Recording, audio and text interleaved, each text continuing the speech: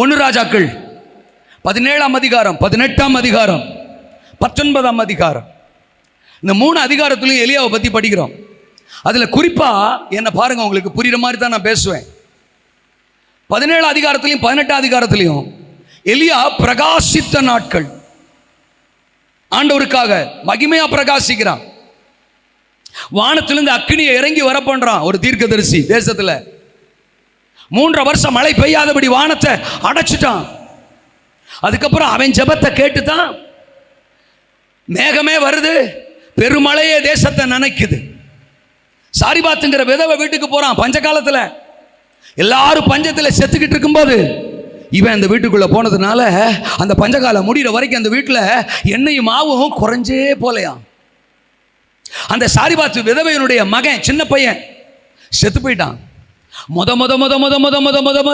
மரித்து போன ஒரு பிள்ளைய மறுபடியும் உயிரோட எழுப்பினவன் இந்த எலியா.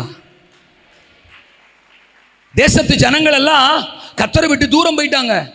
கர்த்தரை வேணான்னு சொல்றாங்க.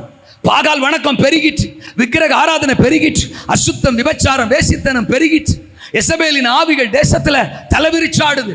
இப்படிப்பட்ட சூழ்நிலையில இந்த ஒரு எலியா எழும்புறான், கர்த்தருடைய வார்த்தையை பிரசங்கிக்கிறான். எந்த மட்டும் 2 நினைவுகளால் குந்தி குந்தி நடப்பீர்கள். கர்த்தர் தெய்வமானால் கர்த்தரை பின்பற்றுங்கள், பாகால் தெய்வமானால் பாகாலை பின்பற்றுங்கள். தேவன் ஒருவரே தெய்வம். வேணா பாகால் தீர்க்கதரிசிலாம் வா, நான் ஒத்தாளு, நீ ஒரு காளையை செலக்ட் பண்ணிக்கோ, நான் ஒரு காளையை செலக்ட் பண்றேன். உங்க தெய்வத்துக்கு அந்த காளையை பலி செலுத்தி உன் தெய்வத்தை நோக்கி கூப்பிடு. சாயங்காலம் வரைக்கும் உனக்கு டைம் கொடுக்குறேன். சாயங்காலம் கொஞ்ச நேரம் எனக்கு டைம் கொடு. என் தெய்வத்தை நோக்கி நான் கூப்பிடுறேன். அக்கினியினால் உத்தரவு அருளுகிற தெய்வமே தெய்வம். உன் தெய்வம் உண்மையான தெய்வமா இருந்தா வானத்திலிருந்து அக்கினி இறங்கணும், அந்த பலியை பட்சிக்கணும். அப்ப நான் ஒத்துக்கிறேன். இல்லையா, என் தெய்வம் வானத்திலிருந்து அக்கினியை இறக்குவார்.